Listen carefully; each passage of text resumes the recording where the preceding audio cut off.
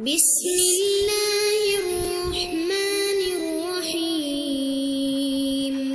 الحمد لله رب العالمين والصلاة والسلام على أشرف الأنبياء والمرسلين أما بعد فأستعيذ بالله من الشيطان الرجيم بسم الله الرحمن الرحيم.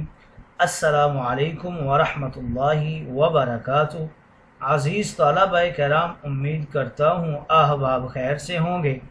انشاءاللہ آج ہم مشکات المصابیح کے درس نمبر 26 میں باب آداب السفر فصل اول سے احادیث نمبر 3902 سے لے کر 3907 تک پڑھنے کی سعادت حاصل کریں گے، جن میں ان احادیث مقدسہ کا ترجمہ ہوگا اور ساتھ ساتھ ان احادیث مقدسہ کی تشریح و توضیح کرنے کی سعادت حاصل کریں گے. تو آئیے طلبہ کرام بلا تاخیر بڑھتے ہیں اپنے آج کے درس کی طرف. بسم اللہ الرحمن الرحیم. حضرت انس رضی اللہ تعالی عنہ سے روایت ہے، وعنہ قال کان رسول اللہ صلی اللہ علیہ وسلم لا يترك اہلہ لیلا وکان لا يدخل الا غدوة او عشیة متفق علیہ. حضرت انس کہتے ہیں اور رسول کریم اپنے گھر والوں کے پاس سفر سے رات کے وقت واپس نہیں آیا کرتے تھے، بلکہ دن کے ابتدائی حصہ میں یعنی صبح کے وقت یا آخری حصہ میں یعنی شام کے وقت گھر میں داخل ہوا کرتے تھے. یہ روایت بخاری و مسلم کی ہے. اس کی توضیح میں شارحین کرام لکھتے ہیں کہ حضرت انس کی اس حدیث کی تعلیم یہ ہے کہ سفر سے جب آدمی گھر آتا ہے تو اس کو چاہیے کہ دن کے وقت آئے.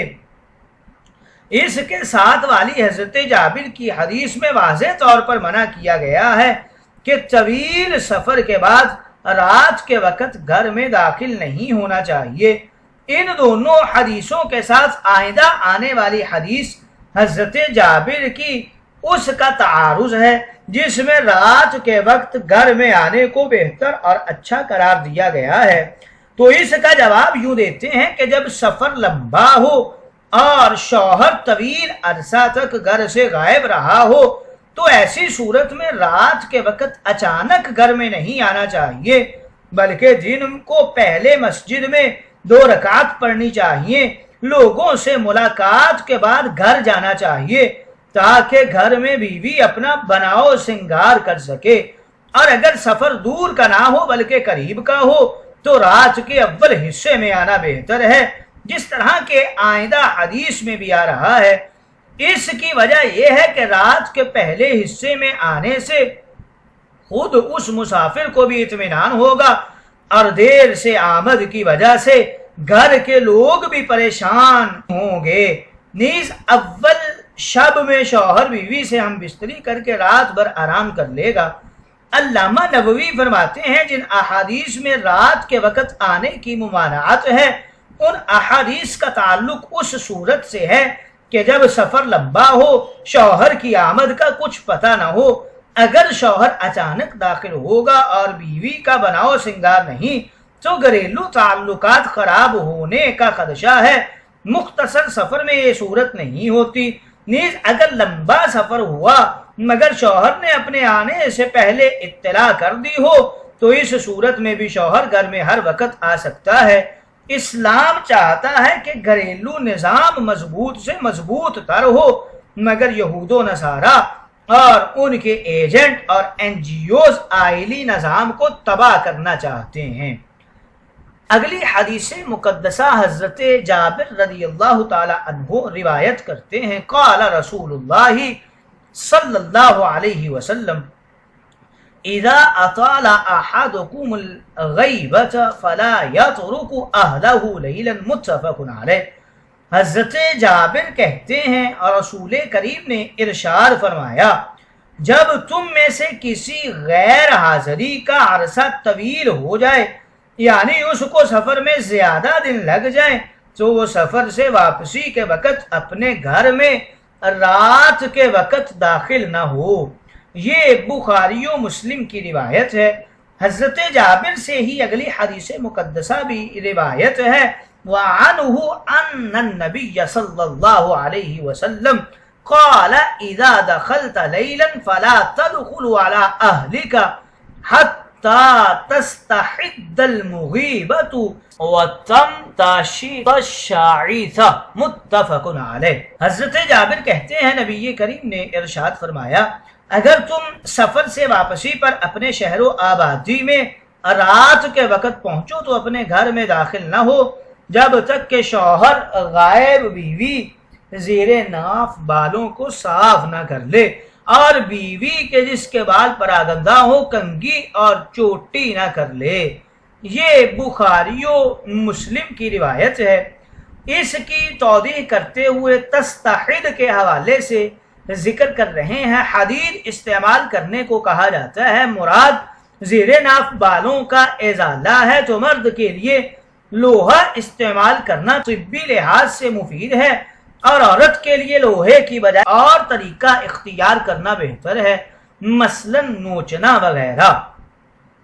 تمتشط یہ امتشاط کنگھی استعمال کرنے کو کہتے ہیں، اور الشاعثہ پراگندہ بال عورت کو شاعثہ کہا گیا ہے۔ اگلی حدیث مقدسہ یہ بھی حضرت جابر سے مروی ہے، وعنہ ان النبی صلی اللہ علیہ وسلم لما قدم المدینہ نحر جزورا او بقرة، رواہ البخاری۔ حضرت جابر کہتے ہیں نبی کریم جب مدینہ مقدسہ میں تشریف لائے تو آپ نے اونٹ یا گائے ذبح کی۔ یہ بخاری و مسلم کی روایت ہے۔ گویا ثابت ہوا کہ سفر سے واپسی پر دعوت کرنا یہ رسول کریم کی سنت ہے۔